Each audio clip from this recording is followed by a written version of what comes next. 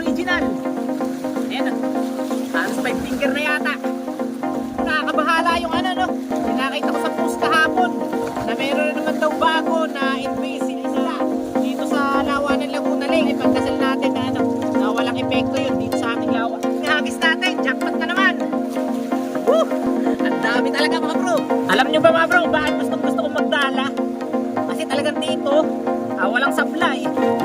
Hindi ka masisiro talaga. Uuwi ka na may huling isda. Ayos mga bro, isang malaki na naman tayo ng original. Tapos ang dami pa oh. Ayan. Grabe, ang dami.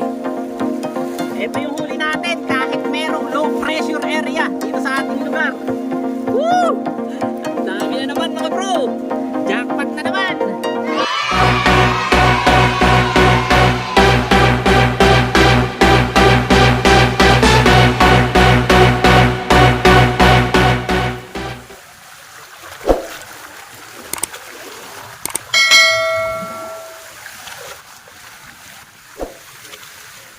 Yo, what's up? Magandang hapon sa inyong lahat mga bro. Mapagpalang araw sa ating lahat. Panibagong araw, panibagong fishing adventure na naman tayo.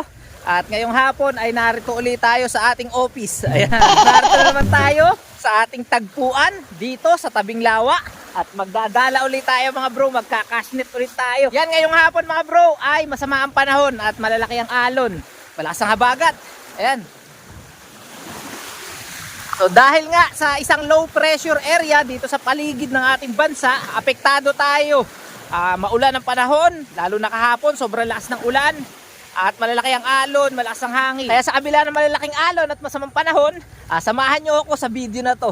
Tingnan natin kung meron tayong mahuhuli pagka ganito namang panahon na merong low pressure area dito sa ating lugar. Ayan, lakad na tayo, papunta dito sa spot.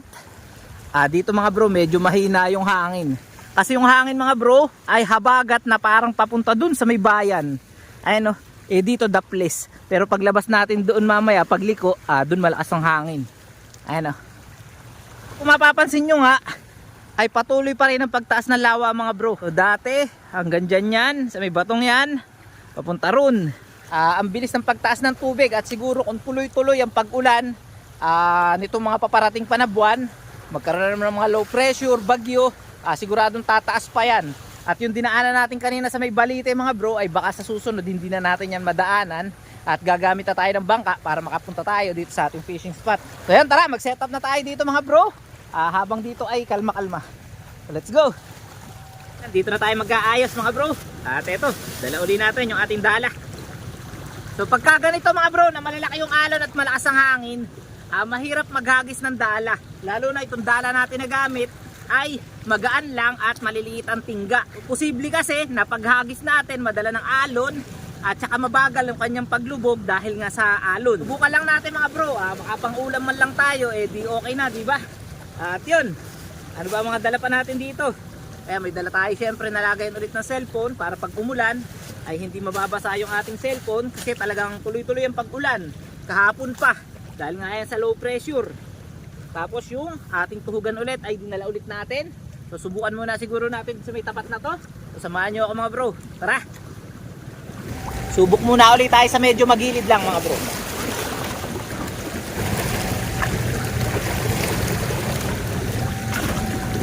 Okay, gilid lang muna. Na dito. Oh. Yun. Okay naman yung hagis natin mga bro. Dahil dito nga ay hindi masyadong tinatamaan ng malakas na hangin. Bilog na bilog pa rin siya. Okay.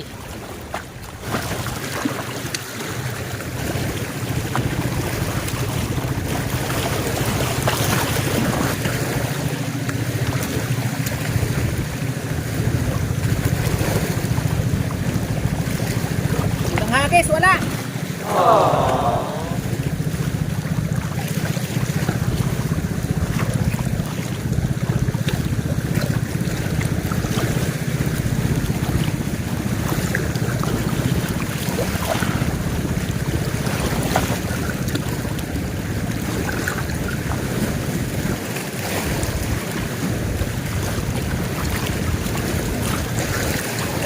Mga bro, sa pangalawang hagis natin ay nakahuli na tayo ng 4 na piraso.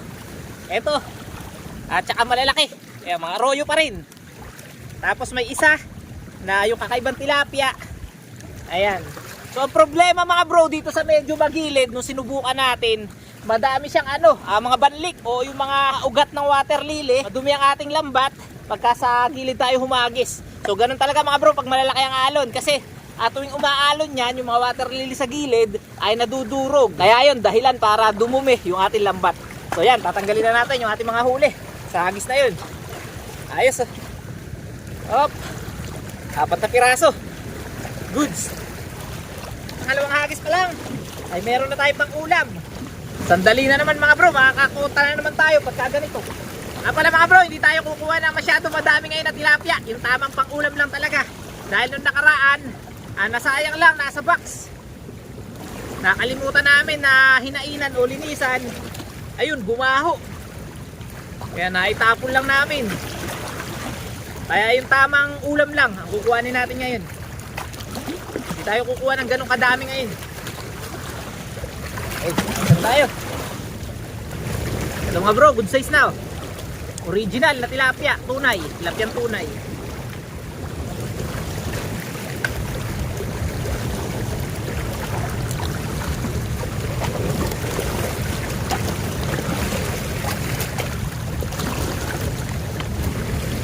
So itong kakaibang tilapia mga bro, papakawalan na lang natin. Dalawa.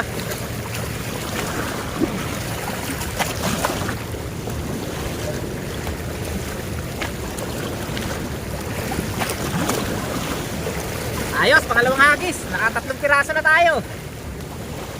Goods na rin. Mga bro, hagis pa tayo dun banda. Let's go.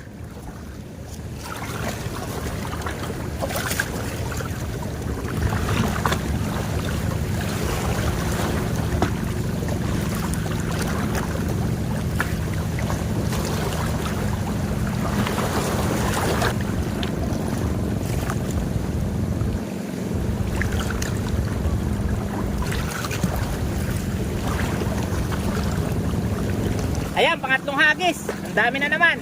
Tapos nakaisa tayo na malaki, na original. Ayan, native na tilapia. Ayan, ang laki. Ayos. Tanggalin lang natin mga bro.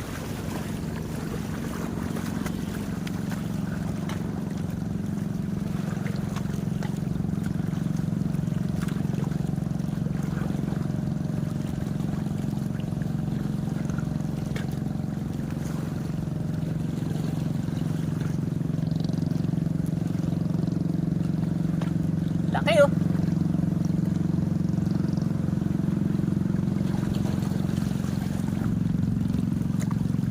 Unay.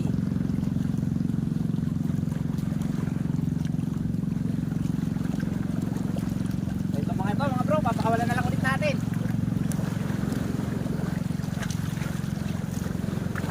Pero malaki na rin oh. Good size na. Mga bro, tatlong hagis pa lang. Ito na yung huli natin oh. Madami na rin. Ayos, taka mga good size talaga. Lalaki. So tara mga bro, lilipat tayo ng pwesto. Ayan. Dito tayo. Problema lang sa spot na to mga bro, para maabot siya ng ng alon. Ayan. Mabasa yung ating cellphone.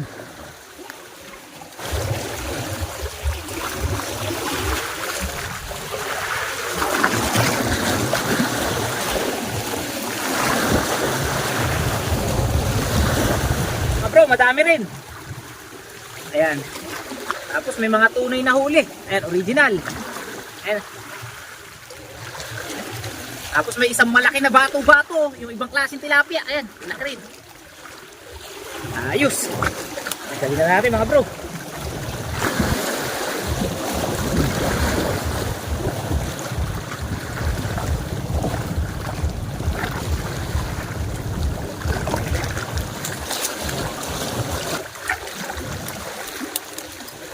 So grabe mga bro, nakakabahala yung yung nakita ko sa post kahapon na meron na naman daw bago na invasive na rumarami na isda dito sa Lawanan Laguna Lake. Yan daw ay na-research nung isang Ateneo na daw, nakakabahala daw sa Lawanan Laguna Lake. Parang yung isda daw na yun, pang pet lang, pang alaga, pero mga pinakawalan sa Lawanan Laguna Lake, grabe, ang bilis palang dumami. So ayan, lalagay ko sa screen kung ano isda yung mga bro. Sana naman mga bro ay hindi na masyadong dumami sa lawa ng Laguna Lake, dahil baka malaking epekto sa mga ano natin, lalo na sa mga isda na talagang original dito sa sa lawa ng Laguna Lake. Katulad sa mga ayungin, dulong, biya. Sana hindi malaki ang epekto mga bro. Mahirap na, iba-ibang isda na talaga sumasakop dito sa lawa ng Laguna Lake. Andyan yung mga arroyo, yung mga mayan na tilapia, may knife fish, janitor fish. So kung dadami ng dadami yan mga bro, talagang unang isda na nakilala tayo katulad ng ayungin, posible yan maglaho. So sana ipagdasal natin na na walang epekto yun dito sa ating lawa.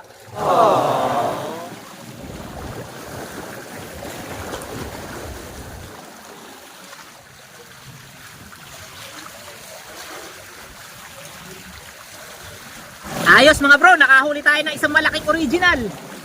Ayan, halos 5 finger na yata. So kung ganito sana, gadahagis natin kahit pa isa-isa. Basta ganito original. Kasi ito mga bro ay nabebenta to ng medyo magandang presyo. Mga 30 man lamang ang isang kilo. Yung ganito. Ayan, ang laki.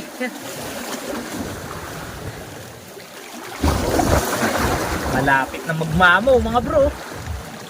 Malapit na magmamaw.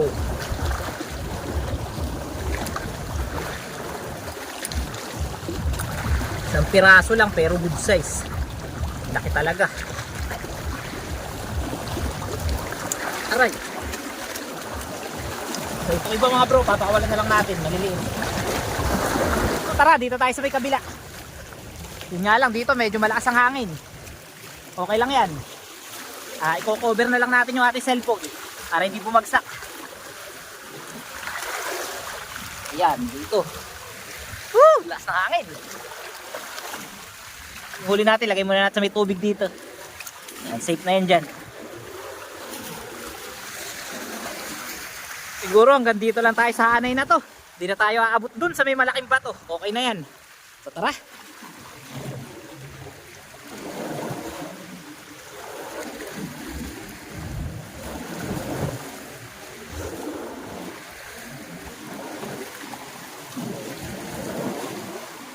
So ayos mga bro.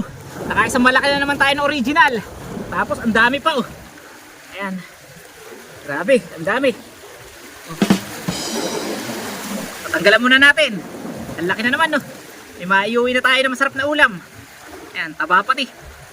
Ayos.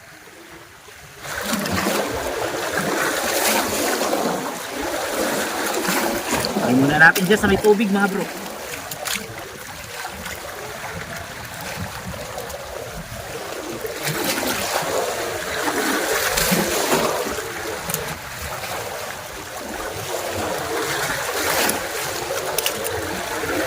No, original na naman no. Thank you Lord. Dali na naman. Ang lalaki.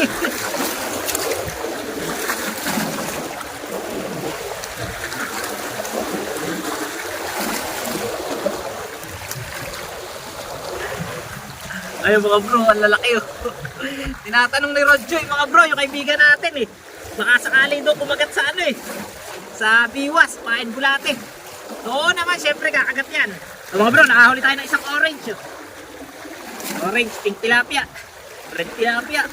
Kung ano man ang tawag ninyo.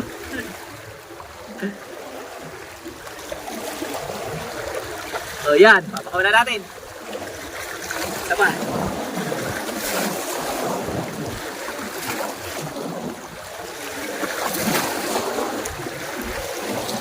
Laki. Ayos. Ayan, pinaglalagay muna natin dyan. Mamaya na lang natin kukuhanin mga bro. So spot naman natin. Dun uli. Dun uli tayo.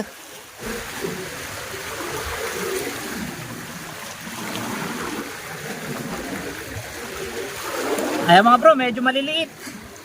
Siguro wala tayong makukuha sa hagis na yun. Papakawalan na lang natin. Tingnan nyo naman ang huli natin. Kaya talaga sinasakop na tayo ng iba't ibang klase na isda dito sa lawa ng Laguna Lake. Ayan o. So meron tayong huli na yung maliit na bibig. Tapos may huli tayong mayan. Ayan. Tapos ito yung ating native na tilapia. Tapos yun yung mga arroyo na huli natin, di ba? Iba-iba talaga. At yun nga, gaya na sabi ko kanina, meron na naman lumalabas na bago. Ay, so sana lang mga bro ay wag namang pumasok dito sa lawa ng Laguna Lake Antoman. Kasi talagang iyon talaga, iba talaga makakain yun ng mga isda. At saka medyo ano yun, talagang napaka-aggressive pagdating sa mga tilapia. Kahit karpa kinakain nun mga bro. Kaya sana yun ang hindi makapasok dito sa lawa ng Laguna Lake. Kasi dyan sa may Caliraya Lake, parang ano na yun, sakop na ng Toman ang ano, Caliraya Lake. Tapos itong Bulacan, talagang ang dami na dyan. Ito yung Mayan. No? Alam nyo ba mga bro, bakit gustong gusto kong magdala? Kasi talagang dito, walang sablay. Hindi ka masisiro talaga. Uuwi ka na may huling isda. Hindi ka tulad sa pamimingwit. Sa pamimingwit, yun naman talaga yung gustong gusto ko rin mga bro. Ang problema lang minsan kasi, nasisiro tayo dun eh. Pero syempre, kasama naman yun sa pagiging anglers mga bro, masiro ka. Pero dito sa dala, gaya na sabi ko, wala tayong zero dito. Kahit kailan, hindi pa yata tayo nasiro mga bro sa ating pandadala.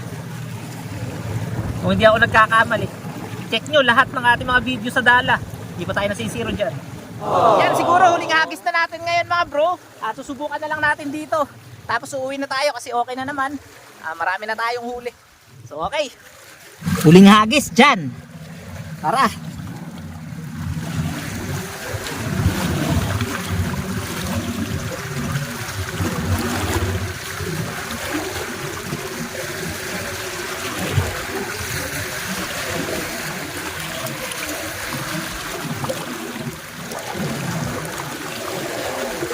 Yan, huling hagis natin. Jackpot na naman.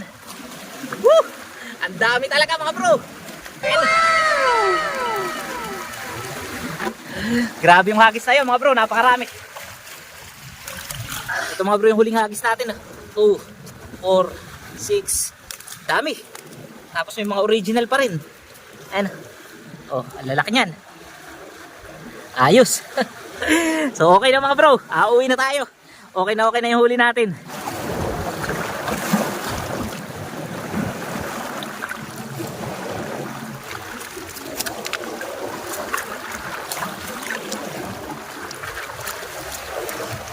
Ito yung huli natin kahit merong low pressure area dito sa ating lugar. Woo! Ang dami na naman mga bro. Jackpot na naman. Ayan, napakarami talaga. Ang haba mga bro. Kulang-kulang isang dipa na. Oh, napakarami. So ayos, jackpot na naman tayo mga bro. So yun mga bro, dahil padilim na rin, ay pauwi na tayo. At siguro dito na lang ulit natin muna tatapusin ang video na to.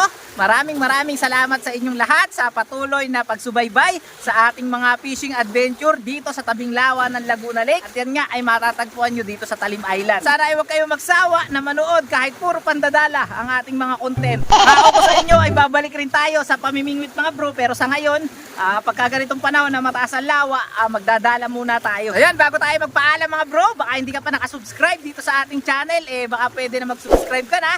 I-hit mo na rin ang notification bell, i-like ang ating video, at kung sinisipag-sipag ka, pwede mong i-share ang ating mga video.